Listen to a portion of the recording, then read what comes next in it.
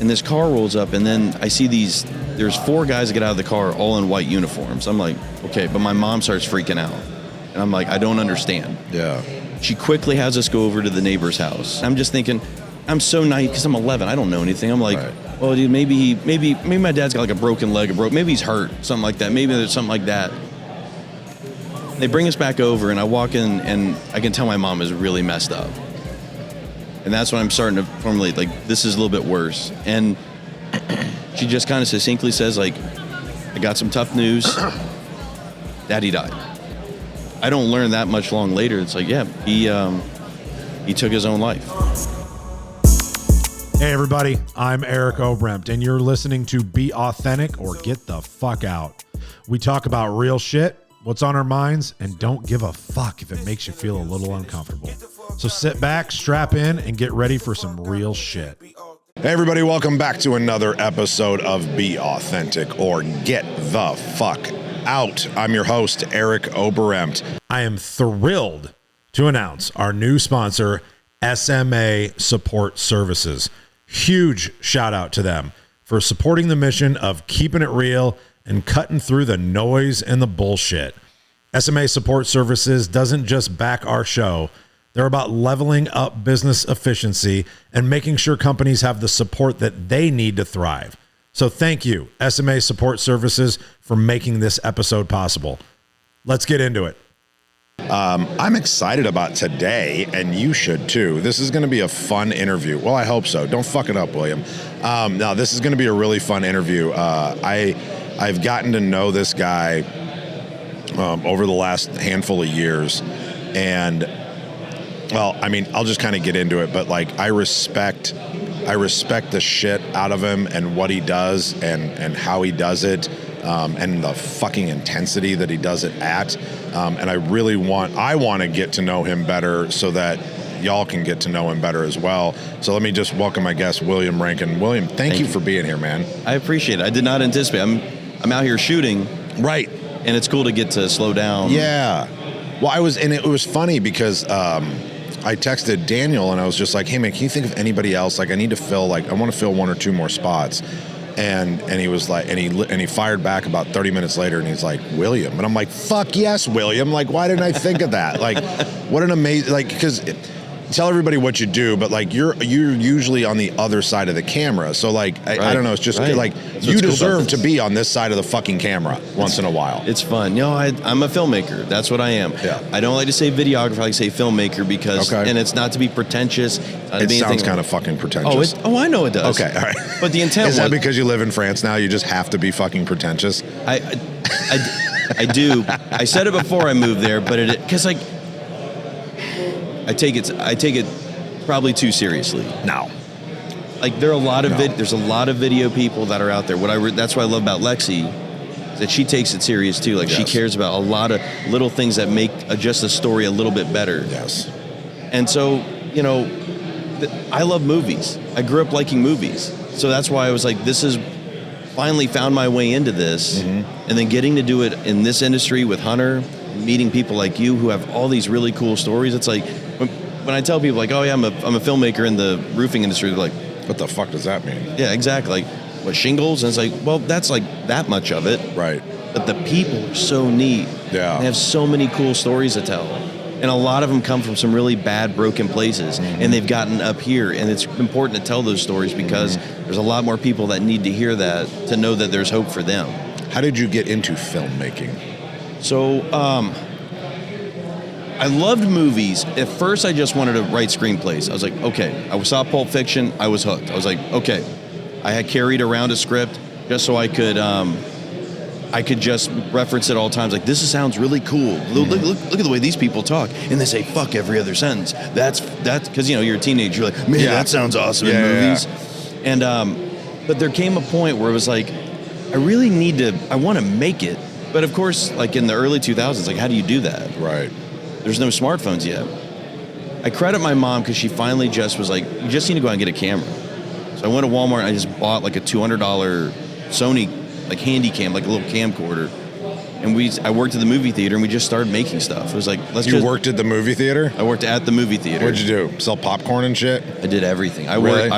Because again, Because you just fucking love movies. Oh yeah, I started out just sweeping the floor. Just because you wanted to be there. Yeah, I Right? just wanted to be in the and not, at any point you can just walk in anywhere and be like, okay, look at that. Just watch that and study that for a little bit. Yeah.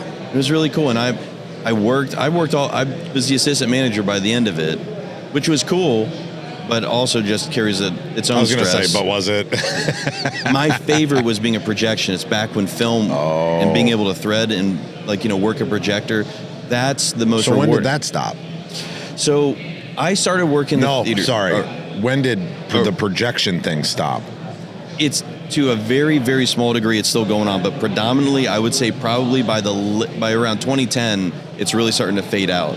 Because I remember our theater, which shut in 2008, still had regular projectors up until the end. By that point, after they started getting the digital ones, and now pretty much every movie you go to see now is a digital one. Right. That's just what I assumed, but Yeah. I didn't know how far back or how far forward, I guess I should say, they ran. I mean, quite a while. Yeah. Oh, yeah. That's crazy. And you can still get them today. There's every once in a while, depending on where you live or whatever, they may have a house that has. We've got an old theater in Omaha called the Dundee Theater, and it's in the middle of town where the hippy dippy fucking people live or whatever, and they'll do old showings of old movies there or whatever. And I think it was one of the first movie theaters in Omaha, Nice. type of thing Yeah. or whatever. I've never been there, but I know where it's at. I think I tried to put the roof on it, but they still do that. But I was curious how long, because it's crazy even to think that 2000s at all. You know what I mean? That they were still using that. Yeah. Oh, yeah. It's crazy. And so, I did it. What was great was I found it, when I went to college at University of South Carolina, they had a movie theater on campus. And really? And it had film. And I was like, I can do that cool. job. So and what's cool is you're isolated. Nobody, no, it doesn't matter if it's one person in the theater or 50,000 or whatever, how busy Right. it is. Your job's the same. Button, thread, push. And Did you ever act? Did. Okay. So when I went back to college, I was a theater major, and I wanted to learn performance and build up so that I would understand more as a director, being able to help. So that was always the ultimate goal. Oh yeah. Not to be an actor. It was just you wanted to be the actor to understand all the other nuances. I kind of wanted to do everything. Okay. I really. You really like doing everything. do. That's why. 'Cause I was gonna say, my wife jokes with me all the time. She's like, "Here's the William Renken fucking himself." And then the credits edited by, produced. And she's like, Because in the beginning you said you like doing screenplays. Yep. Right. I mean that's writing it. Right. Right. And then you want to film it. Right. And then you were going to be acting in it, and you wanted to direct it, which again. It's kind of like a lot of us here, business owner wise, right? Like when we started our businesses, we fucking installed it, we sold it, we fucking ordered the material, we did the accounting. You know what I mean? Right. Yours is way more exciting than that bullshit, but it relates, right? To me, the difference between a lot of those though is so fucking different, right? Because writing is a completely different skill set to the visualization, visual, right? I'm not even gonna try and say it because my mouth isn't fucking working. But seeing the picture, right, and understanding how to set it up. That's not usually the same brain, you know what I mean? That's doing that, and even the direct, and especially the acting part of it, right? So that's 3-4 very different niche. it's a control thing. Yeah. But I mean, was there one that you truly did love? Did it get back to okay, no, this is what I love. This is what I'm good at. I love now. I understand as business owners do as well. You've got to hire people, or you've got to work with people that can cover those things that you could do, but you're not as good as it could be as if you hired the right person to do it. Right. So that's why a guy I love to work with Danskin is Jonathan. Have you met him? Yeah, I think so. He's doing headshots here. They're amazing. Oh, really? Yeah.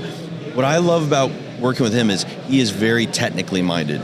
He could tell you about lighting. He could light the shit out of this thing. Right. He could do all that. Me, let's just get into it. Lexi told me to go steal a light from somebody, and I couldn't bring myself to she's like, just go ask William. He'll know somebody with a light. And I'm like, I'm not asking anybody for a fucking light, but go ahead. But that's what's funny though is I eventually was you know what, I need to align myself with people that can fill my gaps. Yeah. Because what I want to do is I want to be able to shoot it and edit it. Yeah. So you do like editing? I love it. Because because that's telling the story. It is because shooting it is one movie. Yep. editing it, it's a totally different movie. Now, you hope they have some commonality, because, like, even when we go to retreats, like, I know in my head what I want. Like, I spend months thinking. Oh, yeah. So storyboarding it type of thing. Like, or at least having an idea. Yeah. Because it's got to change as things happen, right? And you're like, well, fucking didn't plan for that, but we got to figure out how to put that in. Like, when you all were in the desert and that shit happened when you guys were. Oh, yeah. And then it became like, that's got to open it, because that's really funny, and it's going to offset like the serious parts of the retreat, and it'll be perfect. Yes. So, like, that's the thing, being ready to pivot with it and everything. So, yeah, I mean, like, there's a lot you pre-plan, just like you do in business, right? But then when things happen, you got to be able to quickly pivot. Quickly pivot. Yeah, I love that. I have become so infatuated with film, right, and content since I started doing this, and I've become really, like, interested in. Lexi will say that I'm lying, but, like, I just tell her that I don't. But, like, I love the little nuances. Yes. Right? The little things that people out there watching have no idea, right? Like, the 10 minutes before we start filming and I have to fucking call her to be like, what number does this need to be on and why? You know what I mean? Like, just that little shit that people don't realize and they don't pay attention to, and they don't understand the thought process that y'all go into to make sure that finished product is, like, you take it for granted. Everybody else takes it for granted, all the shit that happens behind the scenes to actually put that together, right? And to sit there and watch you, I went on retreats and everybody's like, William was up till 4 a.m. fucking knocking this bitch out. And it's like, God damn, like, that's insane. It is. I want to do, I just want everything to be at another level. I want it to be something, I want it to be what I love about movies is, like, when you watch something, you feel it. Maybe you get emotional watching it. Maybe you just have a great time. It's just a lot of fun. Yeah. I love just as many dumb, stupid comedies as I do, like, really nice art films, because that's the fun of it. Like, it's an escape. I always think of film or movies or all this stuff it's an escape. Yeah. It's an ability to kind of take a break, but also you can absorb things along the way. That's not always its intent. I'm not saying art you have to get a nugget from everything. Sometimes it's just nice to take a smoke break out back. Yeah. And that's how I think people do forget, though, like, how much you can learn from movies, right? Like, I have I'll have conversations with my wife, then something will come up and I'll be like, oh no, well, that's that, and that. And, like, I know something and I'm like, I don't really know how the fuck I know that. And I look back at my life of, like, watching a lot of movies, but actually paying attention.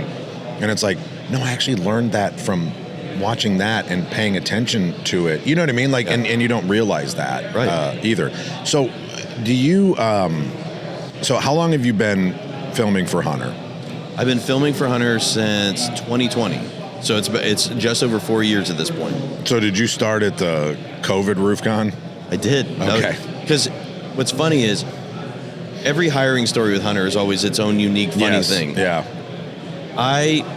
When the pandemic happened, I was working for the state of South Carolina in a website marketing capacity. All I wanted to do was film, though. Any chance there was to film. Sounds like you were miserable. Yeah.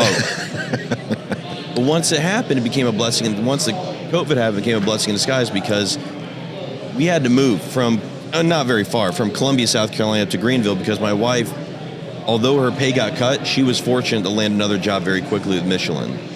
So we move up to Greenville. We plant roots there, start to, and her job would be good enough for us to be okay, not like we could sustain. So I was like, okay, I'm going to push quickly to start looking for a job. I wanted to, and she was really good about, you need to just don't get some other bullshit thing.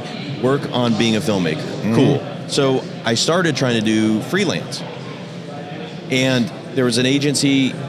My mother-in-law had connected me to him years ago. It happens.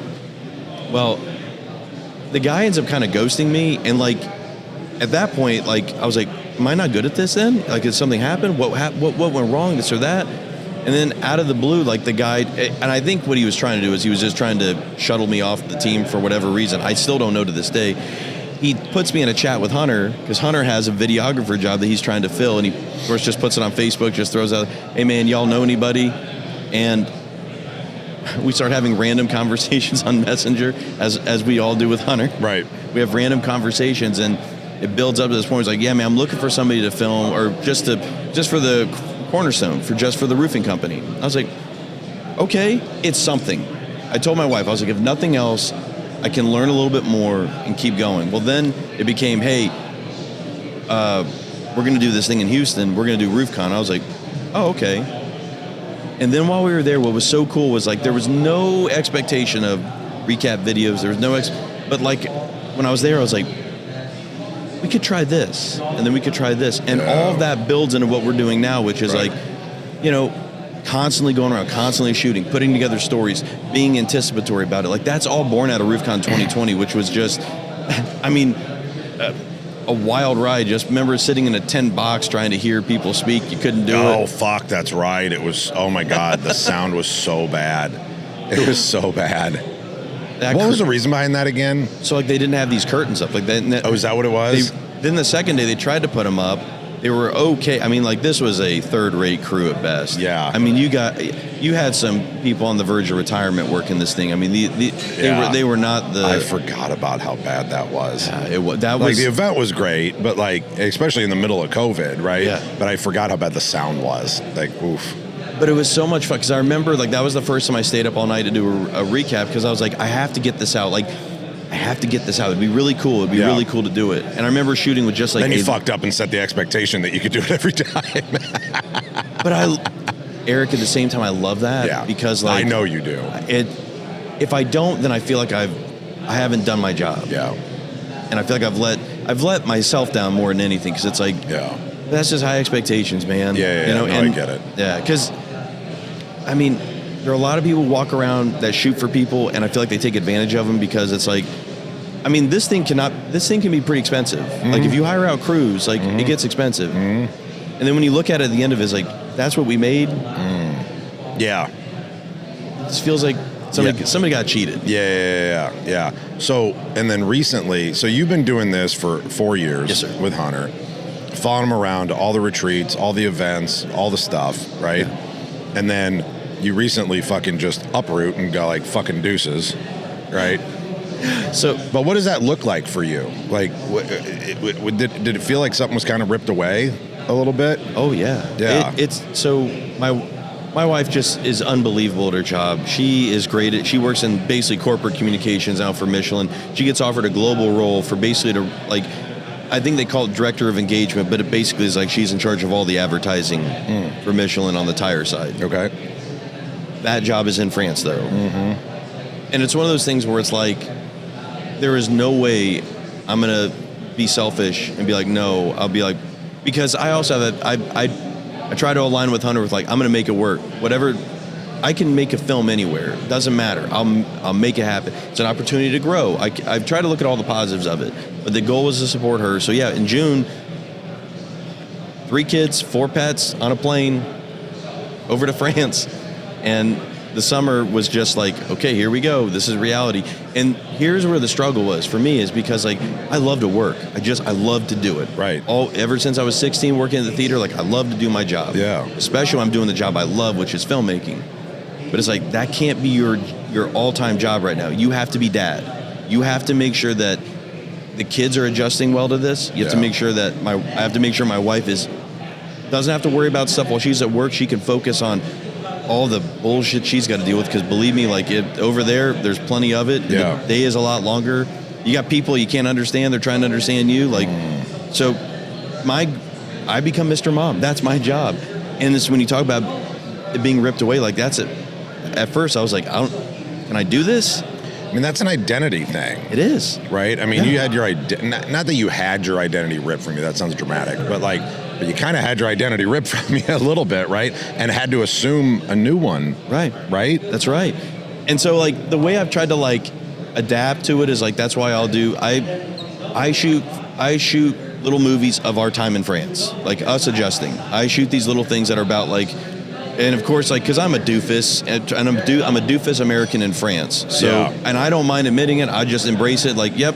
People don't understand me, and I'm Mr. Hey, how you doing when I walk in the store, and people don't do that there. And really? No, it's very quiet. It's very respectful.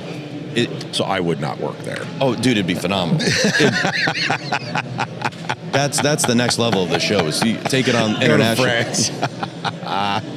Is it really though? That's what it's like. Yeah, but it's. Are they nice? Yes. Yeah. They're just not super extrovert about it. Like when you go into a grocery store, we're used to like things are buzzing everywhere. Yeah. We've got people asking us, "Hey, did you find everything okay? Right. Do you need help find?" Nobody does that there. Really? It's very quiet. Yeah. Everyone just gets what they need and they get out. Yeah. It's very transactional.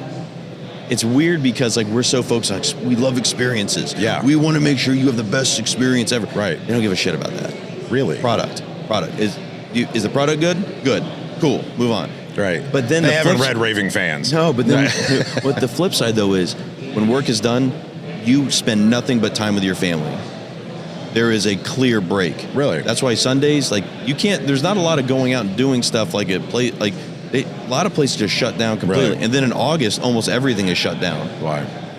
It's just they take that time right before school starts for everyone just to. Oh, because school's starting.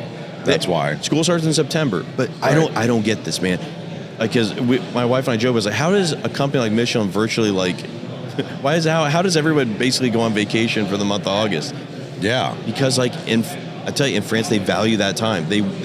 I guess I don't know if they just like picked it out of a damn bag or something like that. Right. It's like, well, August is going to be that month where people are going to just go on vacation, spend time with your family. They have this saying over there. It's like in America we live to work. We live to work. We love to work. That's we'll work through lunch breaks. We'll work through dinner time. In France, like no man, we just work to live. Yeah. We work enough so we can have. I think everybody that's successful here though works to live. Yeah. Oh yeah. You know what I mean? Like at some level, they change their mindset a little bit. Absolutely. Yeah. Every store you go to, like, it's not just a straight. We're open from 9 to 6. Nope. There's a gap in the middle. They take like a solid hour. The store will shut down, so really? they all can go to lunch, and get out. It's really cool. Like, Do you get treated well? oh, dude, it's fine. It is not like It's fine. It is not. It is not the thing that I assumed. I was like, well, they're not going to like us. It's like, well, there's actually a ton of expats over there. Is there?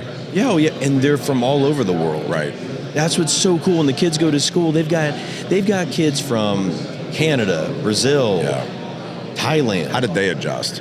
So far, pretty good. Yeah. The schooling there is awesome. What I love about it is it's just sort of like, it's not as hands-on and like we have to be all cuddly about everything. And Really? No. Like at first I was like, I haven't heard anything about. Hey Wyatt, I haven't heard anything about your. Are you? Hey man, are you doing good? Yeah. And, yeah, everything's fine. I'm like, okay. And I asked his teacher, I was like, is he good? He's like, he's good. I'm like, that's it? Okay, I'm good. I'm out. That's it. It's not as it's so weird. Like, I don't know if I like that or not. but see, what's cool though is they want kids to grow up to be self-sustaining. Yeah. Okay. Here's what's neat. Wyatt on Thursdays, the back half of his days, they go to the pool and they teach him how to swim, like really swim. They teach him how to do things like as the Practical. Dude, they do gardening. They Really? teach them how to like tend to a garden. Oh, that's cool. Little things like that they do. Like their little play area, they don't have like slides and all. I laughed so hard because I thought of you. They said it's just a kid's prison yard because it's just like blacktop and it's just fenced in and go do. Really? They just hang out. Why'd you think of me? Because I went to jail. No, but what I loved about it, though was like the kid, like it gets. I've seen it. It gets physical. It gets rough. But the kids, like it never goes past it never goes past a certain level or whatever. But it teaches the kids like play hard. Yeah. Still have fun. Yeah. People can mess with you. You got to kind of stand up. You got to mess back, so that it's not like how it is here, where it's just like, well, we had a little thing and we have to have a talk and all this. It's like, not really. Like, Interesting. It's they resolve stuff, and like one of my kids already had to. He's like, yeah, so and so tried to mess with you, so I took care of it. I was like, What'd that mean? yeah, because you took care of it. Right. And he's like, no, man, we I kind of pushed it back, and then today we're talking about it. We're friends. I'm like, oh, and so now you're friends? It's like, yeah, Really? okay. Interesting. So what does the future look like for William? So what's cool is like when I come back to the States, I have the opportunity to work. Yeah, because how often do you get to come back? When Hunter has an event, Revolt, RoofCon, or whatnot, I'll still be able to come back, shoot, edit. So you'll still come back for Revolt events? If there's if there's like one of the bigger retreats. Bigger retreats. Yeah. Okay. Yeah. And that's fun because like then like because leading up to this, like I had weeks where I was just like thinking about, okay, we could do this, that. I have so much time. I have so much time in the midst of like vacuuming and all my chores and stuff to like. All my chores. Dude, the laundry's insane because washer dryers are like really, because nothing's big over there compared to like what we have. Right. So 5 people. Is your living space significantly smaller? We lucked out. We're in like a house that's about the same size. It's a 3-story house, and it's about the same square footage that we have in our house here in the States. Oh, okay. So we're very fortunate. We lucked out. Like that's not necessarily the norm. We got lucky with timing and everything for it. So gotcha. Okay. We have space. It's just more space that I have to manage. Do you? Yeah. This might be. I don't care if anybody cares about this. I care about this. So do you have do you live like in the city, or like are you outside and have a yard? Dude, and I have a yard, but this is a downtown urban area. It is. So what's so cool is I walk everywhere. Okay, that is cool. I get to walk everywhere. We do public transportation. We just take the bus. Really? And like really? Yeah. Is it safe? Dude, Everything's safe. Here's what's cool. Well, because for one thing, there's no guns because they definitely don't do that. But at worst, it's like petty crime. Really? Yeah. Like here, dude. This is the one. This was the coup de grace when it came to the school stuff. They were like, okay, at 11, they have a lunch from 11:30 to 1:30. They have a 2-hour lunch. Jesus. Because they serve like a 3-course meal. Like they value food. They value that time. They have the option though where they can leave. At a certain age, they can just open the gates and walk out into the city, and they can come back at 1:30 when the gates close. That seems insane. Exactly what I said. I was like, I told her, so I was like, I'm not sure I'm ready to cross that bridge yet, but I appreciate that you have it. Yeah. But yeah, kids just do it, man. Because like, yeah, there's a level of safety there that like people don't worry about. Kids walk across town by themselves all the time. Hell, dogs sometimes.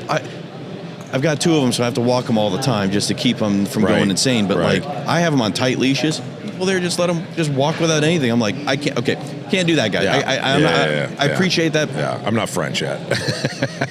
But walking everywhere is so cool, man. How long do you think you'll be there for an extended period of time? I know we talked about this a little bit. Like, hey, everybody, we're going to take a quick little break here. I want to stop and thank our new sponsor. If you're serious about getting your time back and scaling your business, then SMA Support Services is your secret weapon.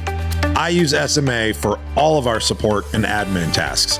Everything from back office management, day-to-day admin, even a call center. Their team frees up my staff to stay focused on high-level, revenue-generating activities. And that, let me tell you, is a fucking game changer. SMA isn't just support. They're a partner that keeps our operations running smooth and efficiently. So if you want to focus on growing your business and leave the support work to the pros, hit up SMA Support Services. And how long do you think you'll be there for an extended period of time? I know we talked about this a little bit. Like, right now, her stint is 3 years. Okay. Now, I have embraced the fact that may change. Yeah. Because here's the thing, like, I told my wife straight up, I was like, yeah, do I want to get back? Absolutely. I love being in America. I'm not going to go uber patriot on you, but like, I like being here. Yeah. But I was like, if they're going to offer you a role that's lesser than what you want, I don't want you doing that because that's not fulfilling for you. Right. So we understand that it could extend. It could, but we'll see. Okay. You know? And what's going to be funny is, of course, if I ask the kids right now, like, okay, if I told them, we got to move back, they'd be like, oh, yeah, great, cool.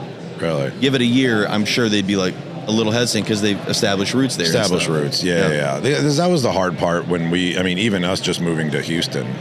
Oh, you know what I mean? Like, yes. it was the same thing. Like Tegan was super sad because we left all our people, and then we were there for 18 months, and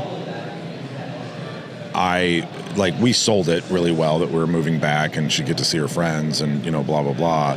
But I was surprised that she had the upsetness that she did when we left, because she had started to lay those roots down and made those friends. And you know what I mean? Like I was still surprised, because I thought that it was a short enough amount of time, but like they adapt quickly, though. That's the nice thing, is my point. Like They're very resilient. They So adapt resilient. way quicker than we do. Yeah. Like for sure. Your daughter competes, right? In soccer? Yeah, she got her comp team this year. So growing up, I had no concept of this game, because I liked football. Yeah. I have loved learning about this game through the kids. Thank God for Ted Lasso. That's what I fucking say. What do you enjoy about watching her play? Like when it's soccer time and you have to travel. You have to travel, right? We'll travel next year. Okay. Yeah, we heard they did a good job where they kept tournaments local. Yeah. This first year, because it's the first year all the girls played competitive or whatever. But I think next year they'll travel. But what's the question? I was asking about like when she plays, like when you have to go to a game, like isn't it the coolest? Like watching them compete and play. Yeah. So the second half of the season, it got even more fun for me, because Natalie started coaching. So we got the head coach, his name's Andy, great dude, and Natalie had coached every one of her rec soccer teams like since she was 4 or 5, whatever it was when she started. And she had a fucking breakdown, I think, because she couldn't coach this team, because like you had to be qualified, you had to pass tests, you had to do background checks, all this shit. And so when she made the comp team, and she's like, fuck, I don't know how I'm going to sit on the sideline. Like, I'm not good at this. And she asked the coach, she's like, look, I've got experience. I played college soccer. Like, if you want help, like, just let me know. Yeah. And he was like, oh, I'm good. I've always worked by myself and, you know, whatever. He's like, but come back and talk to me in the summer, and, you know, we'll see how it's going. And she keeps coming home and kind of not complaining, but like, you know, like, man, I'd really like to do this. And I was like, what do you need? And she was like, well, I mean, I have to, you know, get the qualification. I'm like, well, just go fucking get it. I'm like, and then we'll bring it to him. Yeah. Right. And so she goes online, finds out she can do it in like 10 minutes. Right. Which is fucking stupid. But like, she goes online, she gets it, and I help her write a text message to Andy with like, hey, I passed this. I'm ready. When you are, like, no pressure, blah, blah, blah. And all of a sudden he's like, yeah, let's do it. So now she gets to go coach, and like, it's been the most rewarding thing to see her get to coach and get to help Tegan, and then watching Tegan grow into being aggressive. Right. That's being aggressive, because in the beginning she was kind of timid, because what I've learned is that kids and adults the same, right? Like, this is a lesson for everybody. Kids, especially in the beginning, some are more afraid to fail than they are excited to succeed, right? So they won't try things, or they won't go after the ball, or they won't fucking get a fucking shoulder in there to knock somebody down to, you know, take control of the situation, because they're afraid if they fuck up, they're going to get, you know, whatever, chastised or in trouble, right? Because kids are always worried about getting in trouble, right? And so they don't want to fuck up. And the last like year has been me and Natalie trying to teach Tegan the same things that I teach people in coaching and, you know, on stages. Like, you can't learn anything unless you fuck up, right? And I know we all fucking say that, and it's a buzzword and whatever, but it's like, you can't learn what to do unless you learn what not to do. So like, just go fucking 100 miles an hour, right? Yes. And then you'll learn how to get to 80 when you need to do 80, and when to go to 110 and when to go to 90, and like, you'll learn that shit. Yeah. And she's finally starting to get it, right? And like, that's what's fun. My oldest, when he started, very timid. He's a long, lanky kid. How old is he? He is 9 now. He's about 5. Okay. He's 5. That's Tegan's age. He's about 5 feet. He's getting over it. He's really, really lean, but he's my sweet boy. He is so sweet. He loves to do his work, and he likes to compete, but like, it's that switch. Yeah. And when I've watched him play, like, he's always like, you know, again, doesn't want to bump because he doesn't want to get in trouble. He doesn't, and I keep encouraging him, and I tell him always up front, I'm like, bud, I'm not expecting you to get on the national team. Right. I'm not pushing you to do. What I'm pushing you to do is encounter obstacles. I want you to encounter things that are tough. Yeah. And figure out. Oh, encounter obstacles. Yeah. Got it. Okay. And figure out, like, what do I got to do? Yeah. Because I'll tell you, man, like, because I'm a psycho, and I tried to watch the game, and then I was like, I could shoot from over here. Right. Then I started doing it. Did you? I started filming all the games. I'd make movies of all the games for the. Oh, cool. But not just for him. I started doing it because I didn't realize that like some of these people have families that like can't come and watch the games. And I was like, oh my gosh, this is going to be something for them. I was like, this is, and that's again when it gets back to what's fulfilling about. They don't even know what the fuck they have. They've got William making them fucking movies, and they're just like, thanks, Dad. Right? Oh yeah. What I try to do is like, I'll pull out pieces and I'll have them like, hey, watch this. Do you see what you did there? And I remember the one time, because like he had just this habit of, he would hot potato the ball. Like if the ball came, he's like, get rid of it. Yeah. I just want to get rid of it as fast as I can before something happens. Didn't want to make a run. Yeah. Yeah. And I remember one day I talked to him and I was like, hey man, you see this? And I could tell he's getting down on himself. And dude, it broke my heart. He said to me, he's like, maybe the team would be better if I wasn't on there. Oh. And I started to get emotional because I was like, man, that's not what I'm saying. Like, it's okay. Like, it's an obstacle. It's something to overcome. Like, right. All you got to do is this, that, and it will be fine. This is about having fun, man. Yeah. But it's about learning stuff. And what was so cool was, like, each game, like, you go a little bit further. A little bit more. And he hasn't scored a goal. What I love is that, what I just love is when he plays good defense, gets a good pass, and that's awesome. Yeah. I get really excited for that. Like that last game, like I remember of their season, he went toe-to-toe with a kid that was much better than him, and he got lucky and was able to pop it out and immediately got a good pass off, and I was like, that's great, man. When he won most improved, I was... Oh, fuck, yeah. Because he said to me afterwards, he said to me, I'm really proud of myself because I got through all that. And we're just walking, he's just like, I'm really proud of myself. And that means a lot because, like, my dad took his own life because he was depressed. And for him to be, like, for my son to be able to say, like, I'm proud of myself, because there's going to be moments where he's not, but to reflect on the times that you were, to have those, like, to be able to pocket those and remember those. Yeah. That's so... I don't know that. I don't know that story. When did your dad do that? My family's from Nebraska. Yeah. My dad came from a farming community, and instead of carrying that on, he went into the Navy. Okay. My dad was, and the thing is, my dad was very book smart. He could work hard. Like, he could study hard. Yeah. Everything. So he got into the Navy, became a doctor in the Navy. He traveled all over the world, and I always admire the fact that, like, he was a doctor. He went to save people, tend to people. Yeah. Sometimes people had never seen a doctor in their life. He went to Desert Storm. He went to the Philippines. Went to Africa. Eventually, he wound up in Gitmo because in '92 when there was a Haitian immigration, and so he's down there tending to people again who've never seen a doctor in their life. And he comes back. He gets up. He transitions more to the Marines because Marines need Navy doctors. So he is also put in these leadership positions to where, like, can you coordinate a strategy for this, that, and the other? And they're testing him, putting through all this stuff. And my dad comes out the other side because he's a psycho and stays up all night and does all this stuff. That's where I get it from. I see that, yeah. And it got to a point where, like, something went wrong.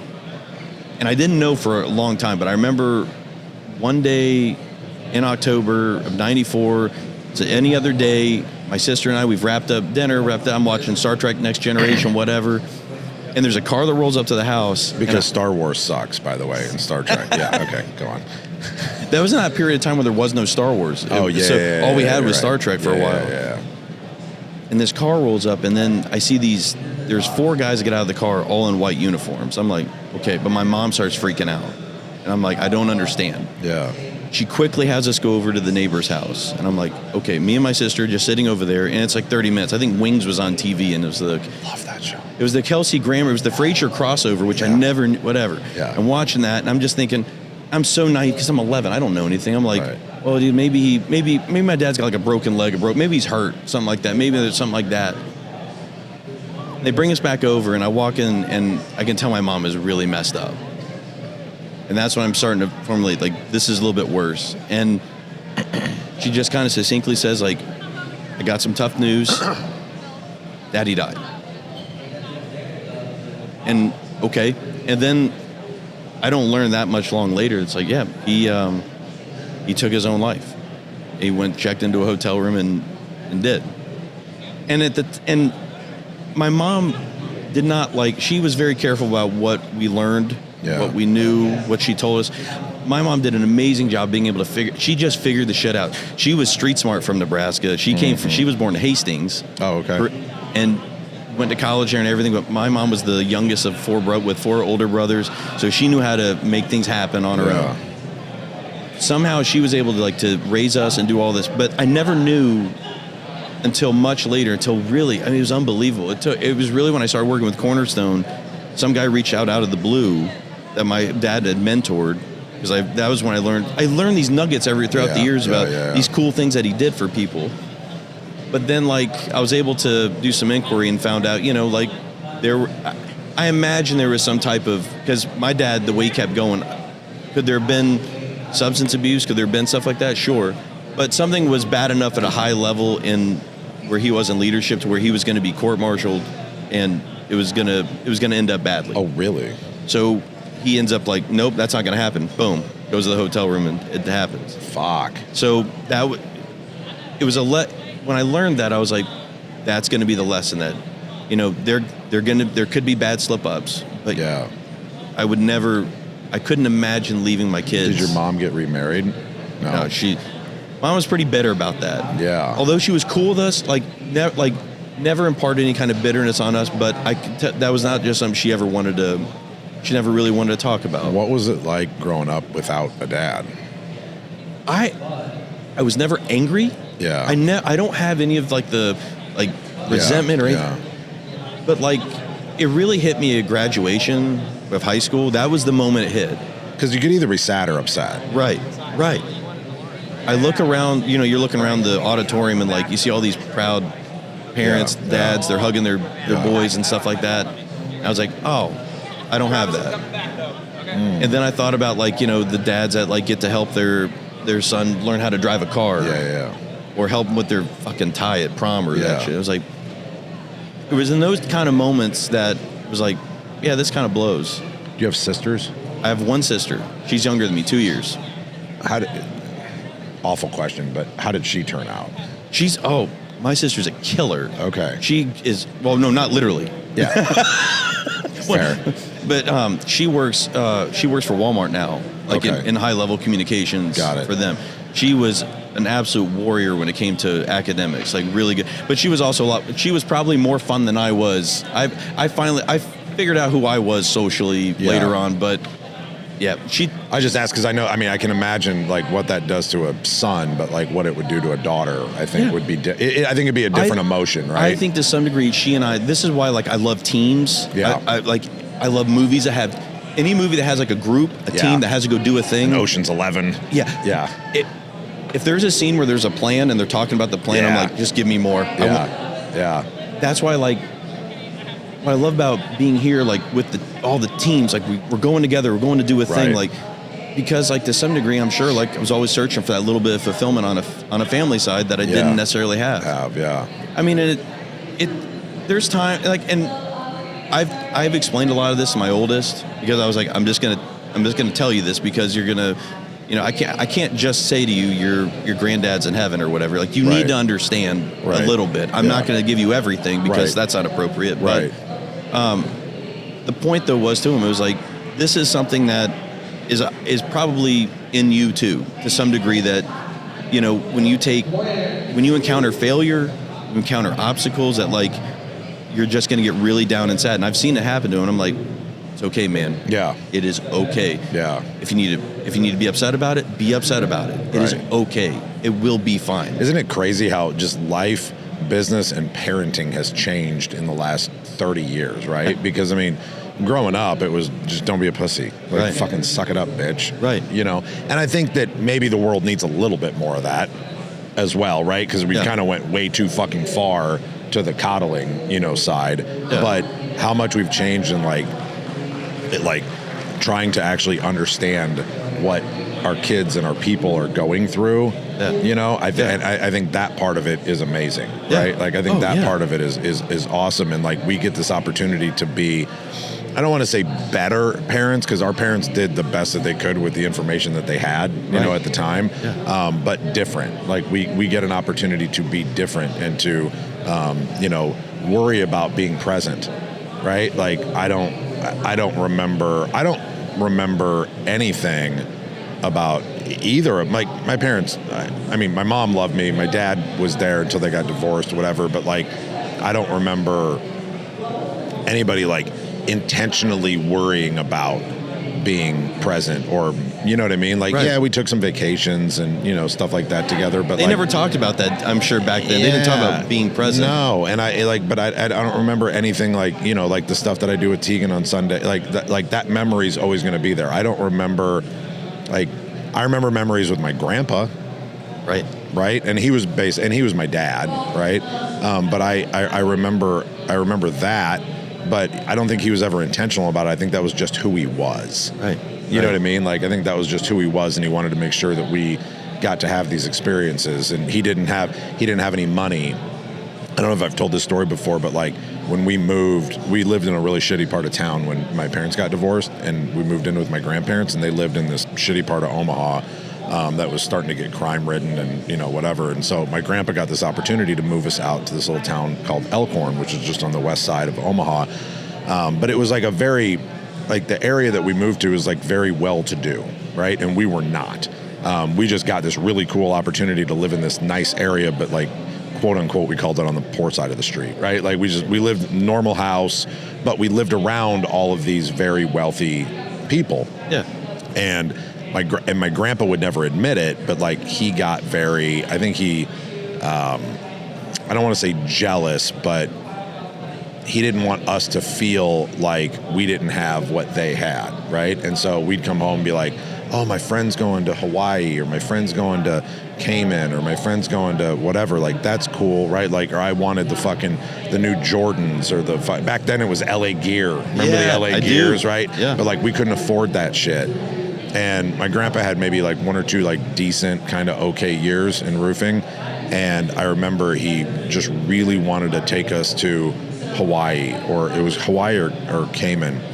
And he went and literally took out a loan to be able to take us.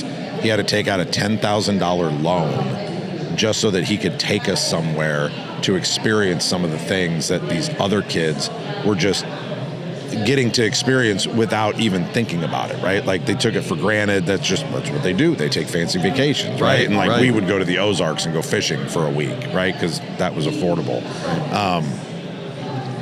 And it's cool looking back, just having this conversation, making me realize like how much, you know, like he didn't even know what he was doing, but like he wanted to make sure that we were having those experiences and being present with us and making those memories. And I think that's where it comes from, right? Because like that's the shit that they're going to remember when we're gone. Exactly. And hopefully that's the shit that they do with their kids. Right. And do the same thing. I don't know. I don't know why I went on that tangent. No, like, but see, it means a lot. The way this all connects, it was really cool, is that this is stuff I think about all the time when we're making something.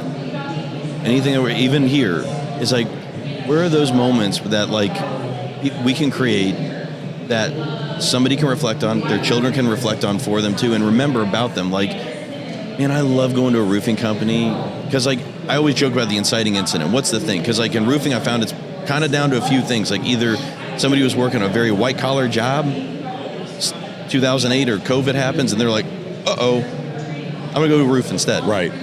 Or I'm coming out of addiction, incarceration. Yeah. I need to do something. A lot of felons. Go to roofing. But that story is incredible, though. Like when I go to a company, I learn that, and then you see like how bonded all those guys are. Sometimes by that same thing, and how they're all working together, pulling with each other. It's like that's something that's inspiring. Like that's the stuff that's inspiring. It's not just about customers. It's just like your place in this world, in this community. You're a good person. Yeah. And you have good people. Yeah. And that's how I want to wrap this up too, is I want to say thank you to you.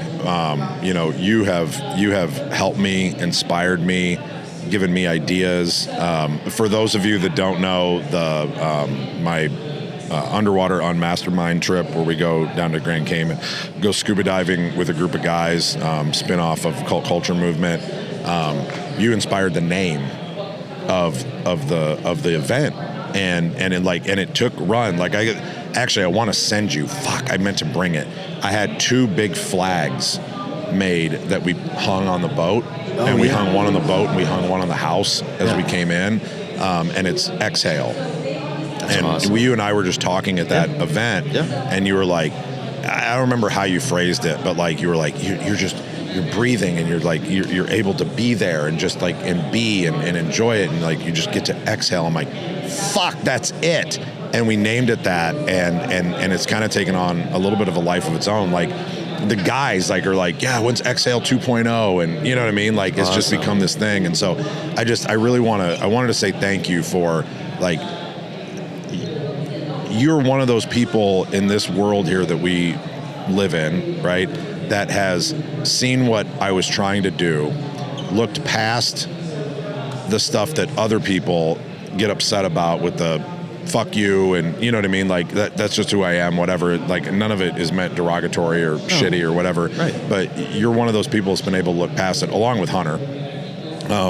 Able to look past it and see the vision and the real meaning behind all of it, and that it's good, you know, and have given me insights that I would have never thought of, that I get to bring to Lexi and to do things. And I think something that the world is missing is more people that are willing to just help and participate.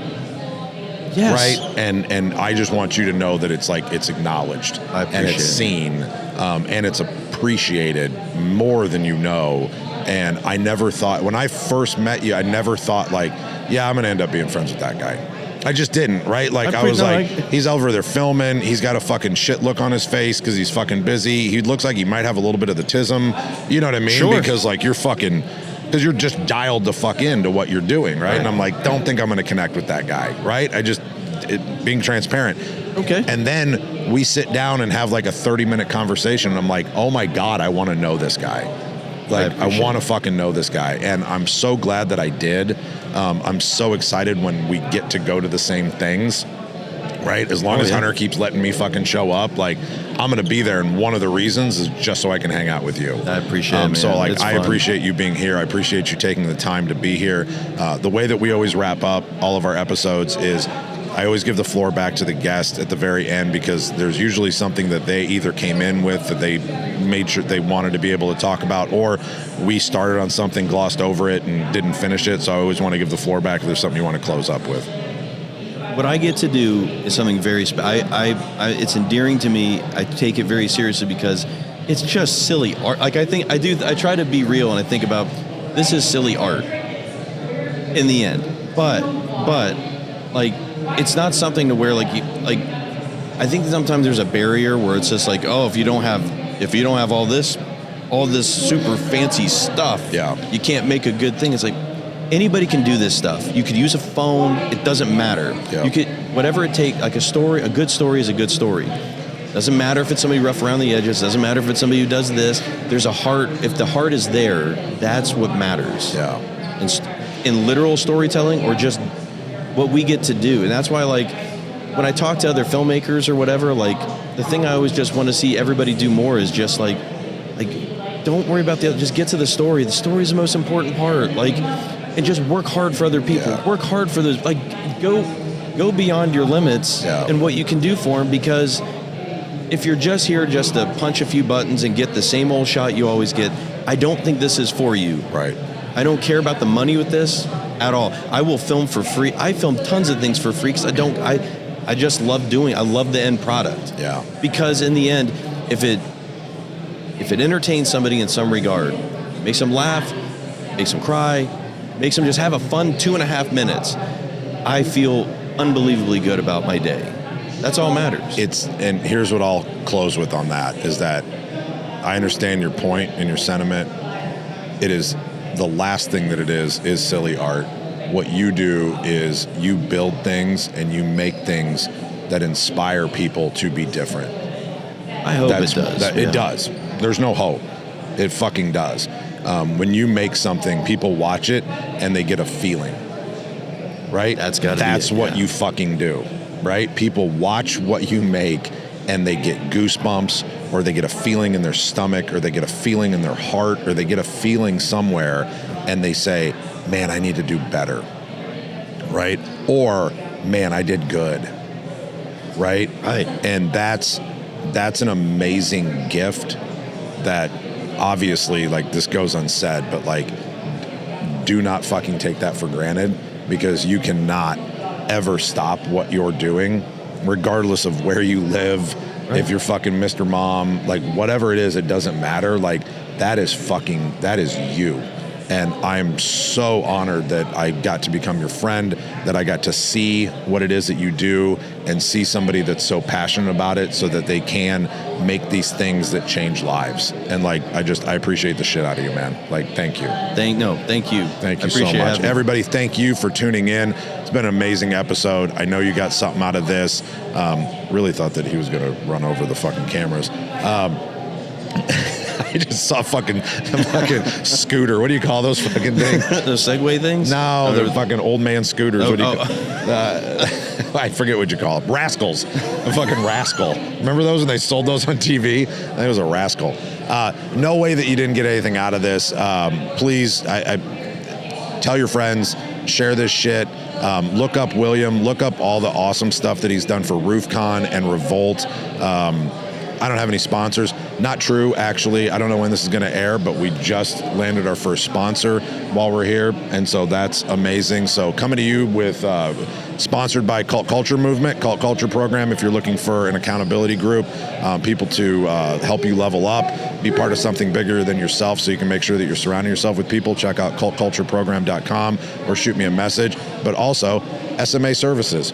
We'll get into that. I'm going to do a nice little commercial that we'll have at the end of all these in the beginning. But we did get our first sponsor while we're here. Awesome, so man. that was exciting. Yeah, it's only taken 4 years. So it's actually, you know what? I'm going to talk about it for 2 seconds because I never wanted to have a sponsor because I wanted to make sure that I had artistic control, you know what I mean? Yeah. Like whatever. And I never really thought I could find somebody that would align with exactly what we were, trying to do and be okay with the fact that I'm going to say whatever the fuck I want to say whenever I want to say it. Right. And I got the opportunity to align with some amazing people, with Joe Hoffman and Adam Patterson over at SMA. They own a company that does virtual staffing, VAs and VA staffing and everything. And I have personally used their service. I have 5 of their VAs right now. We'll probably add 5 more in the next year. But they just do an amazing job at what they do, and they genuinely care, right? They genuinely care, which is why they get super high-level people inside of their organization. And we had a long conversation and decided that we wanted to work together and figure it out. So super excited about that and our new sponsor, and I'll be talking about them more to come. But please tune in next week. Thank you for being here. Thank you for being part of the program. And remember, everybody, to be authentic or get the fuck out. Shout out to Lexi. You're great. You do great stuff, Lexi. Authentic. Get the fuck out if you can't be authentic. Get the fuck out if you can't be authentic. Yeah.